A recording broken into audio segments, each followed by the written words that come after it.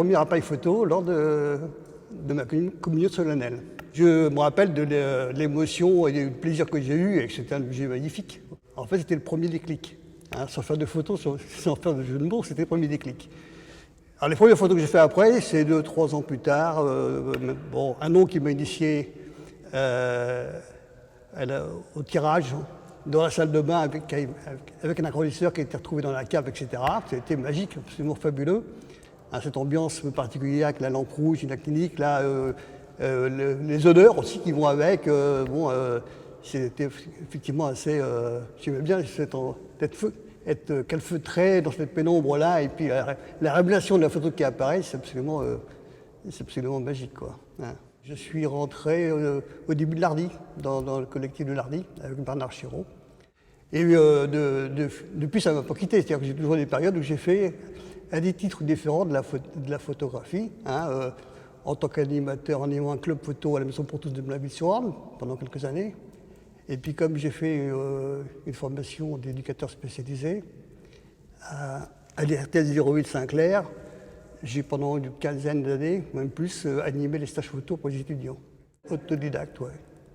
En bricolant tout seul, je les bouquins un peu, et puis en tâtonnant, quoi. Je me rappelle notamment avoir été très attiré par Jean-Louis Sieff, ses photographies de mode, en noir et blanc, et puis même de paysage, etc. Je trouvais ça absolument magnifique. Pour moi, déjà, le moment où je prends la photo, c'est avec l'appareil, c'est un jouet. Et donc, je joue avec l'appareil photo. Et comme je joue, à essayer de capter des images avec la lumière, de faire quelque chose qui puisse être esthétique, parce que c'est important pour moi, hein, à partir de quelque chose qui, a priori, à la limite, peut passer devant sans s'en apercevoir.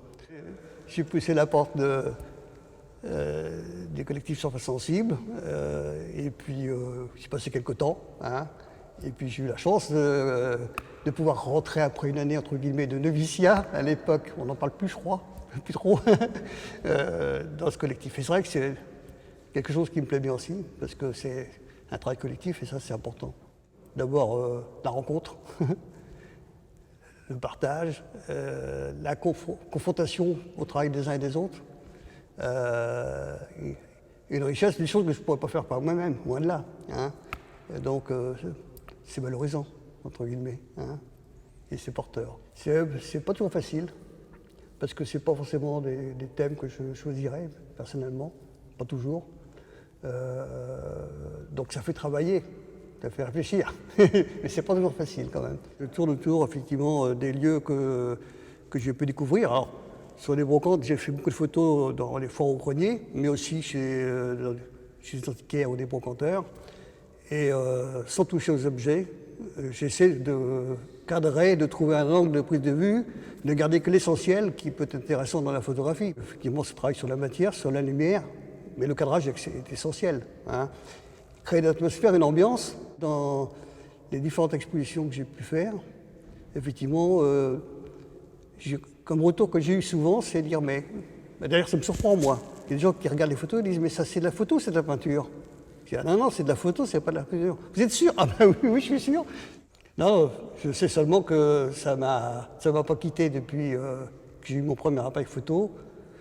Et pourquoi cette attirance particulière sur cet objet et sur ce que ça permettait, ça, mais pour moi, le moment de la prise de vue, c'est un jeu, et effectivement, j'adore ça, quoi, hein, j'adore ça.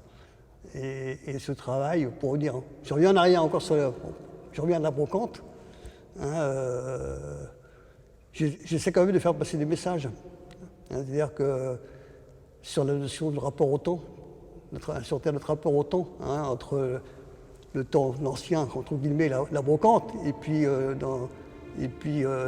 les décors actuels plutôt très épurés, le high-tech, etc.